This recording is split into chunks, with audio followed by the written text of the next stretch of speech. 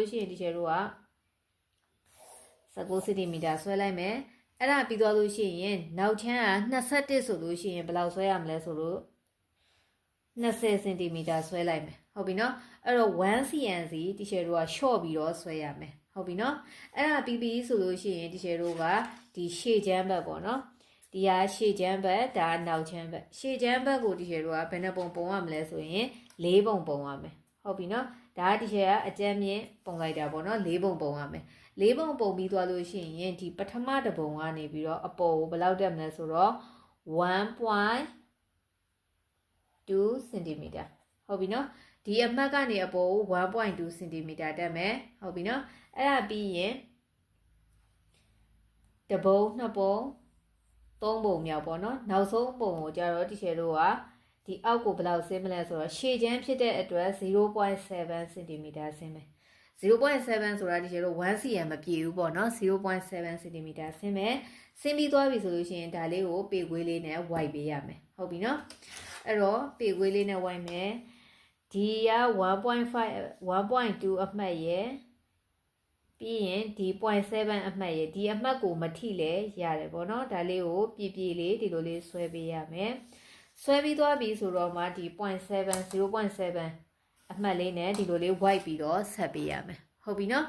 အဲ့ဒါပြီးသွားပြီဆိုလို့ရှိရင်ဒီချေတို့ကဒါရှေ့ချမ်းပြီးသွားပြီရှေ့ချမ်းပြီးသွားပြီဆိုလို့ရှိရင်နောက်ချမ်းပေါ့နော်နောက်ချမ်းဆွဲတဲ့အခါကျလို့ရှိရင်လည်းဒီချေတို့ကဒီပုံစံအတိုင်းလေးပဲဒီဟာကိုကြတော့3ပုံပုံရမယ်ဟုတ်ပြီနော်ဒီဘက်အချမ်းလေးကို3ပုံပုံမယ်ပုံပြီးသွားလို့ရှိရင်ဒီဟာလေးကိုပြန်တိုင်းကြည့်ရမယ်ဟုတ်ပြီနော်ဒါလေးကိုပြန်တိုင်းကြည့်တဲ့အခါကျရင်ဒီဟာကနောက်ချမ်းမှာဆိုရင်ဒီအပေါ်ဘယ်လောက်တက်မလဲဆိုတော့1 cm တက်မယ်1 cm ပြီးရင်ဒီဟာကိုဒီချေတို့က3ပုံပုံထားတဲ့အတွက်ဒီနောက်ဆုံးတစ်ပုံကိုတဝက်ပြန်ဝက်မယ်ပြီးရင်အောက်ကိုဘယ်လောက်ဆင်းမလဲဆိုရင် 0.5 ဆင်းမယ်ဟုတ်ပြီနော် 0.5 cm ဆင်းမယ်ဆင်းပြီးသွားပြီဆိုလို့ရှိရင်ဒီပေခွေးလေးနဲ့ဒီလိုလေး white ပေးရမယ်ဟုတ်ပြီနော်ဒီပေခွေးလေးနဲ့ white တဲ့အခါကျရင်ဒီထိတ်လေးကိုလေဒီလိုမြင်းလေးဆွဲထားပေးဘာဖြစ်လို့လဲဆိုတော့ဒီချေတို့ကပေခွေးကိုကိုမှဆဆကင်တဲ့ကလေးတွေဆိုလို့ရှိရင်ပေခွေးကိုဒီလိုမျိုးတွေကင်လိုက်တယ်ဒီနားမှာအချွန်တွေဖြစ်သွားမယ်မညီတော့ဘူးဖြစ်သွားမယ်အဲ့တော့ဒီအမှတ်ကိုဒီဘက်ကို 1cm လောက်လေးအမှတ်မှတ်ထားပေးပြီးတော့မှဒီချေတို့ကဒီအမှတ်လေးနဲ့ပေခွေးလေးနဲ့ဒီ 1cm နဲ့ပေါ့နော်ဒီလိုမျိုးလေးဆက်မယ်ဒီလိုလေးလာမယ်ဟုတ်ပြီနော်ဒီလိုလေးလာမယ်လာပြီးသွားပြီဆိုတော့မှဒါလေးကိုပေခွေးလေးကိုဒီလိုကင်နေတာကနေပြီးတော့ဒီလိုလေးပြန်လှန်လိုက်မယ်ဟုတ်ပြီနော်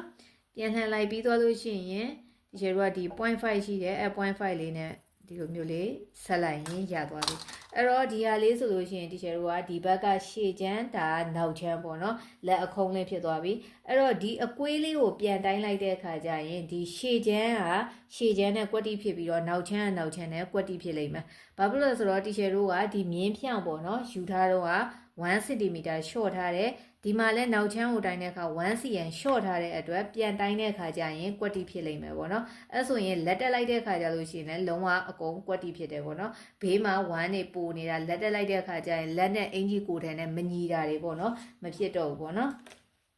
အဲ့ဒါပြီးပြီဆိုလို့ရှိရင်ဒါလေးကိုဆွဲချမြင်းအလေလေးကိုပြီးတော့မှကိုအင်ကြီးလက်ဘလောက်အရှည်ယူမလဲပေါ့နော်အဲ့အမှတ်လေးကိုမှတ်ပြီးသွားပြီဆိုတော့မှဥမာကိုကအင်ကြီးက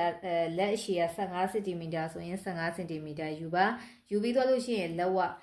ကိုကြတော့ဒီချေတို့ကလက်ဝကိုနှစ်နဲ့စားပြီးသွားလို့ရှိရင်တစ်ပါရလာတဲ့ဟာကိုဒီဘက်နှစ်ဖက်ကိုတိုင်းမယ်ပေါ့နော်အဲ့တော့လက်ဝါကိုယူတဲ့အခါကျလို့ရှိရင်ဥပမာပေါ့နော်လက်ဝါဒီကလှုပ်လိုက်တဲ့ဟာကပေါ့နော်24 cm ပေါ့နော်24 cm ဒီလက်ဝါကိုတိုင်းထားတဲ့ဟာပေါ့နော်ဒါတွက်ထားတာမဟုတ်ဘဲနဲ့24 cm ဆိုလို့ရှိရင်ဒီချေတို့ကဒီဘက်ကို12 cm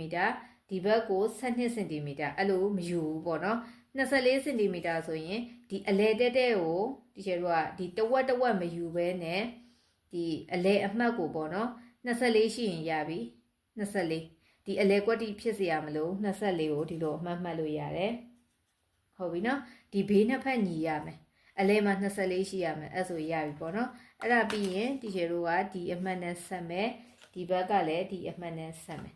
ဆက်ပြီးသွားပြီဆိုလို့ရှိရင်ဒီကနေဒီအကွာဝေးနဲ့ဒီဘက်အကွာဝေးနှစ်ခုကိုတိုင်းမယ်တိုင်းပြီးသွားရင်မညီဘူးဆိုရင်တော့ညီလေးပြန်ဆက်ပေါ့နော်ဒီဟာလေးညီမှာ လက်တက်လိုက်တဲ့အခါကျရင်ဒီချေတို့ကဘေးနှစ်ဖက်လည်းညီမှာဖြစ်ပါတယ်အဲ့တော့ဒီလက်အခုံးလေးအကွေးကိုလည်းတိုင်းမယ်ပြီးရင်လက်ဘေးကိုလည်းတိုင်းမယ်လက်ဝါလည်းကွက်တီဖြစ်ပြီဆိုရင်ဒီလက်ပတ်တန်လေးကပြည့်စုံသွားပြီပေါ့နော်အဲ့ဆိုလို့ရှိရင်ဒီအင်ကြီးကိုတယ်လေးနဲ့ဒီလက်လေးနဲ့တွဲပြီးတော့ချုပ်ရင်လုံးဝကိုကွက်တီအဆင်ပြေမှာဖြစ်ပါတယ်အားလုံးပဲကျေးဇူးအများကြီးတင်ပါတယ်